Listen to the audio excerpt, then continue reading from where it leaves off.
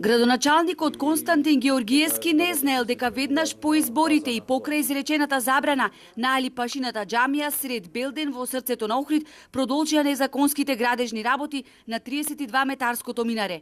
Немало стварено никаков контакт со Управата за заштита на културно наследство, нити со Државниот градежен инспекторат, оцени дека тоа е проблем кој треба да се решава на многу повисоко ниво. Тука станува збор вели за странска инвестиција и договори кои што се потпишани помеѓу две влади. Станува збор за донација на директоратот на вакуфите од Турција.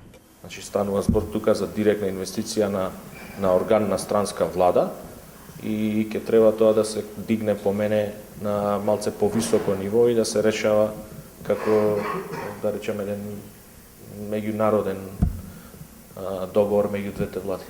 Иако граѓаните гневни на социјалните мрежи го повикуваат да превземе конкретни чекори за смирување на верската нетрпеливост која е се поизразена во Охрид, Георгиевски вели дека како општина немале ингеренции, затоа што станува збор за објект кој што е споменик на култура, а се наоѓа во заштитено подрачје на Староградско јадро. Дополна дека не бодело очи само минарето, Дивоград би граделе и други верски заедници. Тоа што минарето ако продолжило да се гради не значи дека утре не може да се најде решение соодветно за него. Така да сепак ќе мора низ диалог и низ меѓусебно разбирање да ги решиме сите тие проблеми.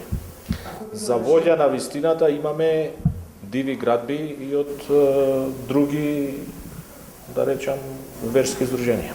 Во ваква ситуација работите лесно може да ескалираат. На социјалните мрежи поддршка за протест стигнува и од други градови. Бараат кривична одговорност за беззаконието и анархијата која владее. Го поттикнуваат Сдруженијето на граѓани совест да го организираат протестот, инаку како што пишуваат, народот сам ќе се организирал.